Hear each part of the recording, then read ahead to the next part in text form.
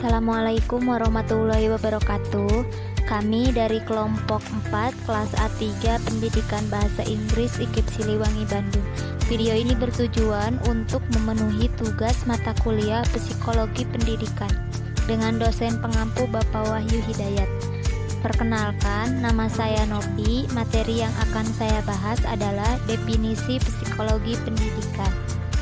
Psikologi pendidikan adalah cabang dari ilmu psikologi yang mengkhususkan diri pada cara memahami pengajaran dan pembelajaran dalam lingkungan pendidikan. Studi mengenai proses pembelajaran kognitif maupun perilaku. Mengizinkan ilmuwan untuk memahami perbedaan individu dalam hal inteligensi, perkembangan kognitif, afek, motivasi, regulasi diri, konsep diri, serta peranannya dalam proses belajar. Bidang dalam psikologi pendidikan meliputi studi tentang memori, proses konseptual, dan perbedaan individu dalam mengonseptualisasikan strategi baru mengenai proses belajar pada manusia. Psikologi pendidikan telah dibangun atas dasar teori operant conditioning, fungsionalis, strukturalis, konstruktivis, psikologi humanistik, psikologi gestalt, dan pemrosesan informasi. Psikologi pendidikan merupakan sebuah ilmu pengetahuan yang berdasarkan riset psikologis yang menyediakan serangkaian tahap-tahap untuk membantu individu melaksanakan tugas sebagai seorang guru dalam proses mengajar belajar secara lebih efektif. Definisi ini hanya sebatas pada proses interaksi antar guru dan siswa dalam kelas. Psikologi pendidikan pada masa awal perkembangan dan pemanfaatannya belum dikenal banyak orang, tetapi seiring dengan perkembangannya sains dan teknologi, akhirnya lahir dan berkembanglah secara resmi sebagai sebuah cabang khusus psikologi yang disebut psikologi pendidikan. Pada umumnya, para ahli memandang bahwa Johann Friedrich Herbart adalah bapak psikologi pendidikan. Namanya diabadikan sebagai nama sebuah aliran psikologi yang disebut Herbartianisme pada tahun 1820-an. Konsep utama pemikiran Herbartianisme adalah apperceptive mass, sebuah istilah yang khusus diperuntukkan bagi pengetahuan yang telah dimiliki individu. Dalam pandangan Herbart, proses belajar atau memahami sesuatu bergantung pada pengenalan individu terhadap hubungan-hubungan antara ide-ide baru dengan pengetahuan yang telah dimiliki.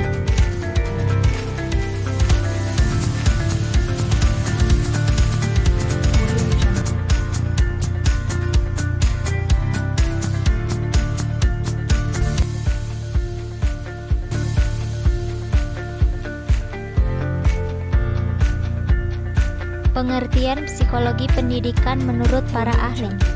Psikologi dapat diartikan sebagai ilmu yang mempelajari tentang menurut Muhyiddin Syah pada tahun 2003, psikologi pendidikan adalah sebuah disiplin psikologi yang membahas masalah psikologis yang terjadi dalam dunia proses pengubahan sikap dan perilaku seseorang. Psikologi pendidikan adalah studi yang sistematis terhadap proses dalam faktor-faktor yang berhubungan dengan dunia pendidikan, menurut Witherington pada tahun 1982.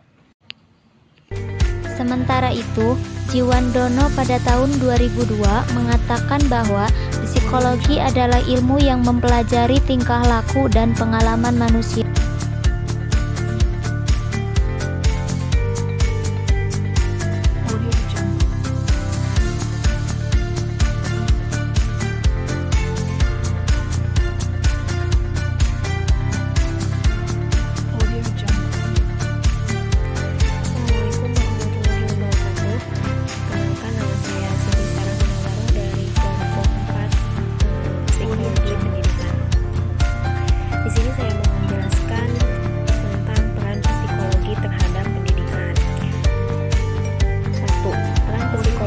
Pengertian psikologi pendidikan menurut para ahli tersebut dapat disimpulkan bahwa psikologi pendidikan merupakan disiplin ilmu psikologi yang mempengaruhi proses belajar mengajar dalam dunia pendidikan. Motivasi, tingkah laku, dan komponen lainnya. Komponen pembelajaran merupakan proses dari input ke output, lalu penggunaan kurikulum sebagai kerangka alur input menuju output. atau hasil yang baik memerlukan hakikat-hakikat psikologi. Kurikulum yang saat ini sedang dikembangkan adalah kurikulum berbasis kompetensi. Kompetensi bertujuan untuk mengembangkan kemampuan pada keterampilan, pengetahuan, dan refleksi dalam berpikir dan bertindak. 2. Peran psikologi terhadap sistem pembelajaran. Terkait dengan teori-teori psikologi yang berdampak pada seseorang dalam bertingkah laku, psikologi juga mempengaruhi sistem pembelajaran pada dunia pendidikan dengan positif. Siswa menjadi bersungguh-sungguh belajar ketika respon psikologinya dibimbing oleh pengajar dengan baik. Dan juga proses pemahaman pembelajaran suatu topik menjadi lebih mudah dengan penyelesaian masalah-masalah pembelajaran yang dialami. Keinginan atau hasrat menjadi lebih tinggi dengan pendekatan psikologi dari guru dengan interaksi dan komunikasi yang menyenangkan. Adapun prinsip-prinsip pembelajaran seperti yang dipaparkan oleh Sudirwo 2002.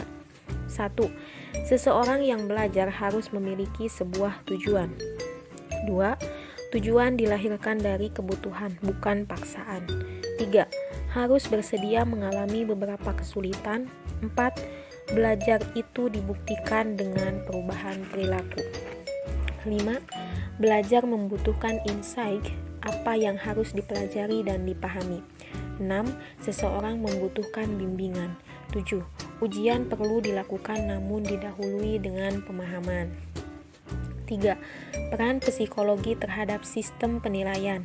Psikologi juga telah memberikan perannya dalam sistem penilaian, misalnya dengan tes psikologi untuk mengetahui tingkat kecerdasan siswa, tes bakat untuk mengetahui bakat yang potensial terdapat dalam diri siswa, sehingga lebih mudah memberikan bimbingan dalam membantu mengembangkan potensi diri siswa. Tes aspek kepribadian juga dapat membantu guru mengenal dengan baik pribadi siswanya, sehingga bisa memberikan pendekatan yang lebih baik lagi dalam proses pembelajaran. Berbagai tes psikologi tersebut membantu memberikan penilaian terhadap masing-masing siswa untuk mempermudah menjembatani keinginan, potensial maupun impian siswa sesuai dengan kemampuan bakatnya.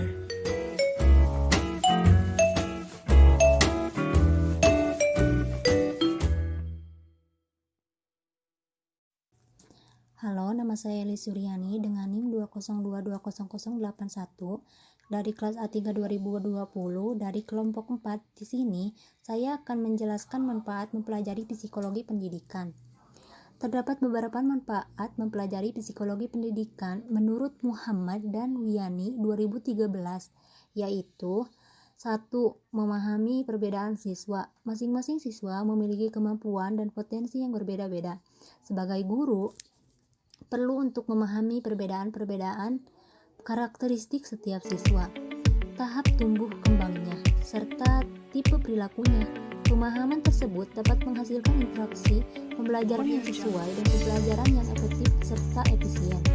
Tidak hanya itu, pemahaman guru terhadap perbedaan-perbedaan tersebut memungkinkan untuk memberikan interaksi belajar yang berbeda pula pada setiap siswa agar pendekatan dan proses belajar lebih bisa diterima tanpa membeda-bedakan siswa yang personal atau pilih kasih.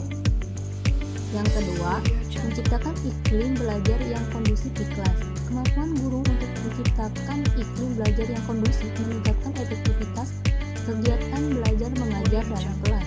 Pengetahuan tentang prinsip-prinsip dasar pendekatan dan interaksi yang menyenangkan kepada siswa sesuai dengan masing-masing karakteristik siswa akan memberikan iklim belajar yang kondusif dan proses pembelajaran yang efektif.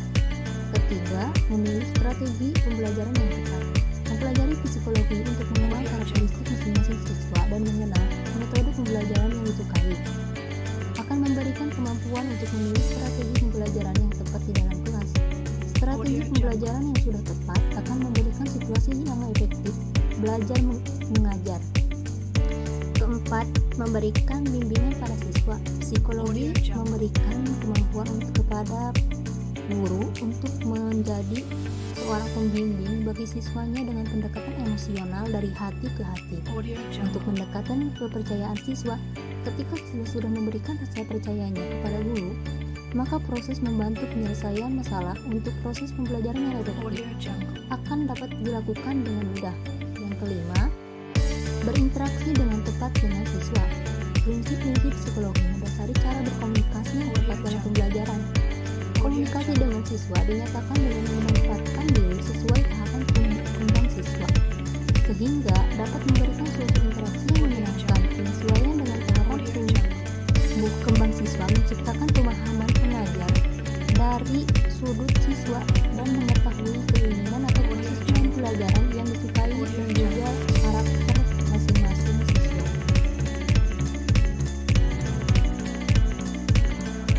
Selanjutnya keenam, memberikan evaluasi hasil pembelajaran. Sebagai seorang pendidik, dengan mempelajari psikologi pendidikan akan mampu memberikan penilaian hasil pembelajaran secara adil. Selain itu juga dapat menyesuaikan dengan kemampuan masing-masing siswa tanpa membedakannya. Evaluasi hasil pembelajaran bisa berupa nilai ujian secara inteligensi, nilai sikap, dan nilai keaktifan mengikuti kegiatan sekolah. Ketiga hal tersebut menentukan kualitas perbaikan tingkah laku siswa menjadi lebih baik. 7. Memotivasi belajar. Bekal psikologi pendidikan, pengajar mampu memberikan dukungan atau motivasi untuk siswanya dalam semangat belajar yang lebih tinggi. Psikologi pendidikan mengajarkan tentang memahami masing-masing karakter siswa dan memberikan motivasi sesuai dengan karakteristik tersebut agar lebih efektif dalam belajar.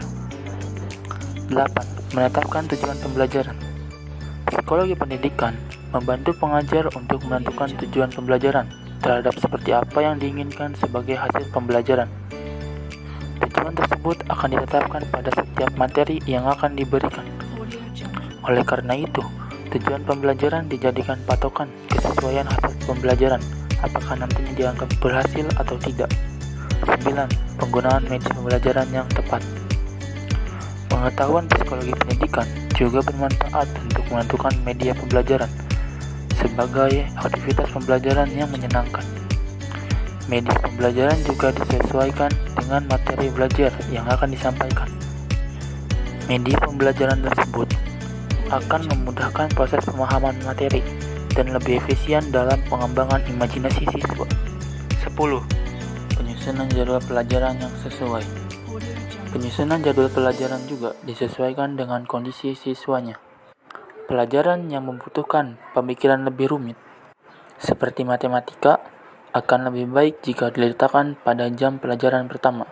Jika mata pelajaran seperti matematika diletakkan pada akhir kelas, hal itu tidak akan efektif. Siswa sudah lelah, daya tangkapnya menurun, dan pembelajaran menjadi tidak efektif.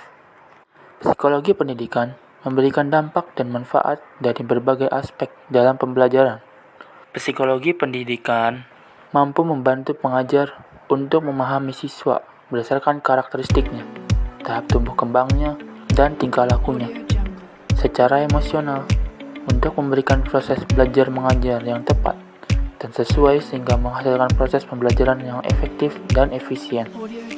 Siswa yang mendapatkan proses pembelajaran baik akan menerapkan pola-pola kebiasaan yang baik setelah dirinya masuk ke dalam keluarga dan masyarakat dan memberikan dampak perilaku positif dalam setiap kehidupannya.